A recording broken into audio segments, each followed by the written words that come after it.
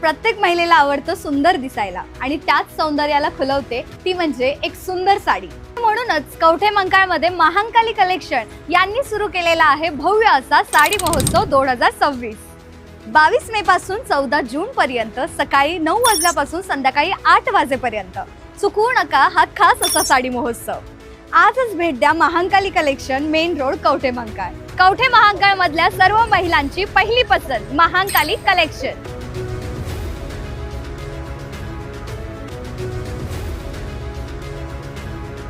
महांकाली साखर कारखान्याला मोठी घूस लागल्याने कारखाना बंद पडला। ज्येष्ठ नेते जयसिंग तात्यांची जोरदार टीका।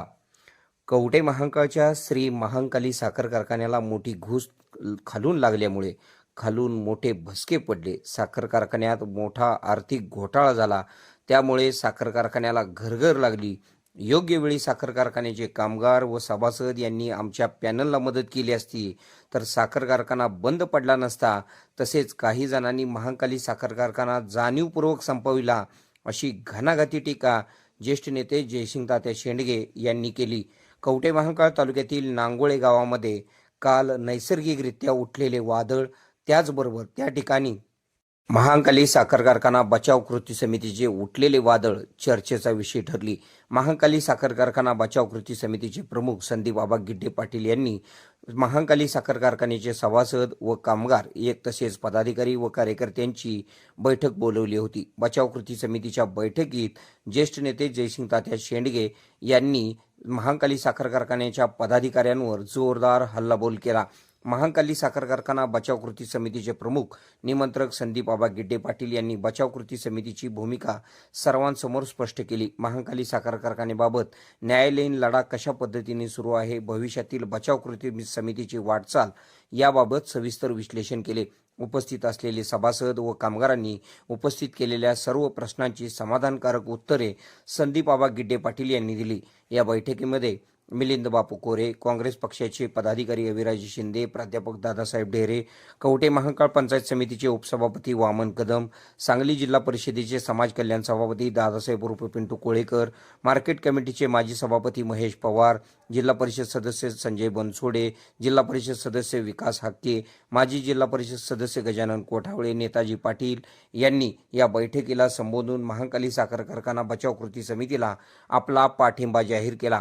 स्वागत व प्रास्ताविक संदीप आबा गिड्डे पाटील यांनी केले, तर या बैठकीला देशिंगचे माजी सरपंच अप्पासाहेब कोळेकर, प्राध्यापक दादासाहेब ढेरे, पंचायत समिती सदस्य दिलीप झुरे, बाळासाहेब पाटील, ज्येष्ठ व्यापारी अप्पासाहेब सगरे, संजय शेटे, सोसायटीचे माजी चेअरमन तुकाराम पाटील, माजी नगराध्यक्ष रणजित घाडगे, बळवंत यमगर, विक्रम कोळेकर, राकेश भैया कोळेकर, विशाल गिड्डे, ओंकार पाटील, मनोज देसाई यांच्यासह पदाधिकारी, कार्यकर्ते, सभासद व कामगार मोठ्या संख्येने उपस्थित होते।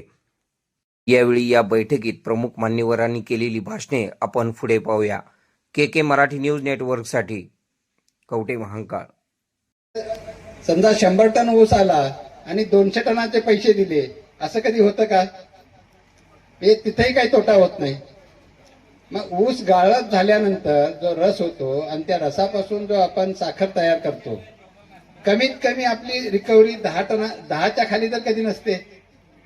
म्हणजे 1 टन जर साखर ऊस आला तर निदान 100 किलो साखर निघतेच। म्हणजे तिथेही काही तोटा होत नाही। जी साखर तयार होते तिला बाजारात भाव कोणी विकलंच नाही किंवा कोणी घेतलंच नाही किंवा कमी दरामध्ये विकली, असंही काही नव्हतं। साखर उद्योगाला महाराष्ट्र शासनाचं संरक्षण आहे आणि त्यामुळे कमी दरामध्ये साखरेची विक्री होत नाही। म्हणजे ऊस आल्यापासून साखर तयार होईपर्यंत कुठेही कारखान्यामध्ये कुठल्याही कारखान्याला इथं तोटा येण्याची कुठली शक्यता नाही। मग हा कारखाना बंद कसा पडला? म्हणजे त्याला इतर जे ह्यातून होतं, परंतु याला खालून भोकर पडली होती, घूस लागली होती आणि ती घूस खालून मात्र सगळं जे येतं ते सगळं न कळत आपल्याला कोणाला दिसत नव्हतं, परंतु ते खाली जमिनीतल्या भोकातून ते सगळं बाहेर नेलं जात होतं आणि म्हणून हा कारखाना बंद पडला। नाहीतर बंद पडण्याची शक्यताच नाही। आपल्या बाजूचे आता सगळे जेवढे कारखाने आहेत सगळीकडे बघा, कुठला कारखाना कधी बंद पडला का? फक्त आपलाच कसा बंद पडला? आणि जो कारखाना कर्जमुक्त होऊन 9 कोटी रुपये शिल्लक होते, तो कारखाना पुन्हा बंद पडायची शक्यताच नव्हती. आणि म्हणून जेव्हा एकदा अहवाल आला आणि त्या अहवालामध्ये मी बघितलं की 18 कोटी रुपये, 9 कोटी जाऊन 18 कोटीचं कर्ज त्या अहवालामध्ये दाखवलं. आणि त्यावेळी आम्ही निवडणूक लावली. खरं त्याच वेळी मी सभासदांना सांगत होतो की ही आपली धोक्याची घंटा आहे. आज जे तुम्ही दुर्लक्ष करताय, बघत नाही, आज 18 कोटी आता यावर्षी ते कर्ज आहे किंवा तोटा आहे, तो पुढे वाढत जाणार आहे. आणि हा एक दिवस कारखाना बंद पडेल. ज्या पद्धतीनं हा कारखाना चालवला जातो त्या पद्धतीने मी सांगत होतो.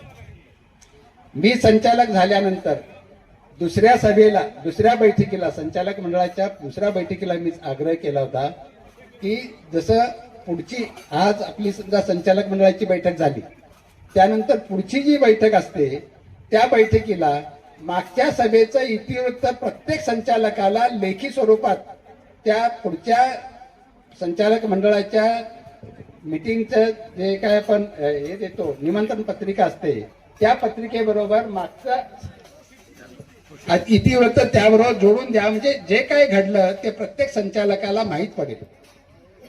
परंतु त्यावेळी संचालकांमधला सुद्धा कुणी मला पाठिंबा दिला नाही. मी एकटाच राहिलो, एकटा पडलो आणि सगळ्यांनी सांगितलं असं कधी होतच नाही. मी म्हटलं जिल्हा मध्यवर्ती बँकेमध्ये असं होतंय किंवा बाकीच्या सगळ्या कारखान्यामध्ये असं होतंय, मग आपल्या इथंच का नाही. आणि म्हणून मग जेव्हा ते इतिवृत्तामध्ये संचालक मंडळाची सभा झाल्यानंतर, बैठक झाल्यानंतर बाकीच्या गोष्टी सगळ्या घुसडल्या जात होत्या आणि तो खर्च कधीही संचालकांच्या समोर सुद्धा आला नाही आणि आताही येत नव्हता.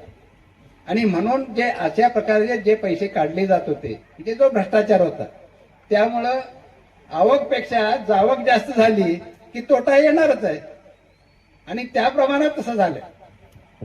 आता कामगारांनी एक थोडं उजवीनं सांगितलं की आम्ही 2-2.5 वर्ष, आता यांनीच सांगितलं नेताजींनी की आम्ही इतकी वर्ष आम्ही संघर्ष करतोय परंतु आम्हाला कोणी पाठिंबा दिला नाही. माझी सुद्धा तीच व्यथा होती. ज्यावेळी मी संघर्ष करायला उभं राहिलो, सगळ्यांना जागर करायचा प्रयत्न केला, संपूर्ण तालुकाभर फिरलो, तेव्हा तुम्ही कामगारांनी सुद्धा आम्हाला कुठे मदत केली. त्यावेळी तुम्ही सुद्धा म्हणजे त्यांच्या सत्ताधाऱ्यांच्याच मागे होता आणि त्यांची पाप लपवण्याचं पाप तुम्ही सुद्धा केलंय. तुम्ही सुद्धा त्याला एवढेच जबाबदार आहात. त्याच वेळी जर तुम्ही हे सांगितलं असतं लोकांना की अशा प्रकारे इथं घडतंय, तर त्याच वेळी सभासद सुद्धा जागृत झाले असते आणि हा कारखाना बंदच पडला नसता. आज आपल्याला इथं येऊन संघर्ष समिती स्थापन करून एवढं करायची गरजच नव्हती. आणि म्हणून आता जे घडलंय ते तरी सुधारूया. जे झालं गेलं ते आपण गंगेला वाहिलं, गंगेला आपण सोडलं असं म्हणूया. परंतु आता यापुढे तरी निदान आपण सगळ्यांनी, आता इथं जेवढे आलेत हे तर आहेतच, परंतु अजून बरेच लोक अजून आपल्यामध्ये सामील झाले नाहीत. काही 12-13 तारखेच्या निकालानंतर ते आपल्या बरोबर येणार आहेत. म्हणजे याच्यापेक्षा चांगली ताकद आपली सगळ्यांची होणार आहे. म्हणजे अजून बरेचसे लोक त्याची वाट बघतायत. काही राजकीय माणसं सुद्धा आपल्याला चांगल्या प्रकारे मदत करतील. आणि म्हणून सगळा तालुका जवळजवळ प्रत्येकाला आपला कारखाना चालवावा असं वाटतंच. कारखान्याच्या माध्यमातून कमीत कमी 3 लाख पोती तर प्रत्येक वर्षी तयार होत होती. 3 लाख पोत्याचं 3 कोटी किलो झालं. 3 कोटी गुणिले 30 जर केलं तरी सुद्धा 100 कोटीची उलाढाल प्रत्येक वर्षी आपल्या तालुक्यात होत होती. आणि तेवढे पैसे कवठेमंकाळ तालुक्यामध्ये फिरत होते. म्हणजे प्रत्येक वर्षी 100 कोटीची उलाढाल आपण सगळ्यांनी टाळली आहे आणि त्यामुळे प्रत्येकाच्या जीवनावर त्याचा परिणाम झाला. कवठेकरांच्या तर पेठेमध्ये ओस पडल्यासारखी पेठ आहे. जिथं गर्दी असायची कायम ते सुद्धा सगळं संपलंय. इतर त्याचा बाकीच्याही लोकांच्यावर आहेत. ऊसतोड मजूर होते म्हणा किंवा वाहतूकवार होते, या सगळ्यांच्याच जीवनामध्ये तसा त्याचा फटका बसलाय. आणि म्हणून आपण सगळ्यांनीच पुन्हा आपण प्रत्येकाला ज्याला ज्याचा फटका बसला, ज्याला त्रास झालाय, त्या सगळ्यांनी मिळून आपण आता एक चंग बांधूया की यावेळी पुढच्या कुठल्याही परिस्थितीमध्ये सत्तांतर करणे आणि कारखाना चालू करणे. आपल्याला सत्तांतर, आम्हाला कोणाला सत्ता नको आहे. तिथं कारखान्यात, त्या मोडलेल्या कारखान्यामध्ये तिथं जाऊन आम्ही आता काय करणार आहोत. परंतु आपण चालू करून त्या कारखान्याला पुन्हा तसंच वैभव निर्माण करूया आणि त्यासाठी आपण सगळ्यांनी खुणगाठ बांधूया, सगळ्यांनी एकत्रपणे काम करूया. आतले बाहेरचं आता काही लोकांनी सांगितलं तसं कुठलंच काही होणार नाही. सगळ्यांनाच आता चटके बसलेत. त्यामुळे प्रत्येकाला माहित आहे की हे चालू केल्याशिवाय आपल्याला हे आपण सगळ्यांनी गप्प बसायचं नाही आणि तशा प्रकारे आपण सगळ्यांनी त्याची मदत करावी. सगळ्यांनी हे केवळ एका दोघांचं 4 लोकांचं काम नाही, यासाठी सगळ्यांनीच आपण जर झोकून काम केलं तर ते होऊ शकतंय आणि म्हणून आपण करावी एवढीच विनंती मी करतो आणि थांबतो. जय हिंद, जय महाराष्ट्र. महत्वाचं असं जे काही अर्थकारणातलं केंद्रबिंदू असणारं कारखान्याचं जे स्वरूप आहे, तर त्याच्यामध्ये आलेलं जे काही वावटळ आहे, आपल्याला आता पहिल्यांदाच दिसलं की वावटळ आलेलं आहे. तर हे वावटळ जे आहे नेमकं, तर हे म्हणजेच महांकाली बचाव कृती समिती आहे. गेली 40 वर्ष आणि त्याच्यातली 6 वर्ष जो आहे कारखाना बंद होता आणि पूर्णपणे 7 वर्ष 7 सीझन कारखाना बंद होता आणि त्याच्यानंतर एक महांकाली बचाव कृती समितीच्या माध्यमातून वावटळ.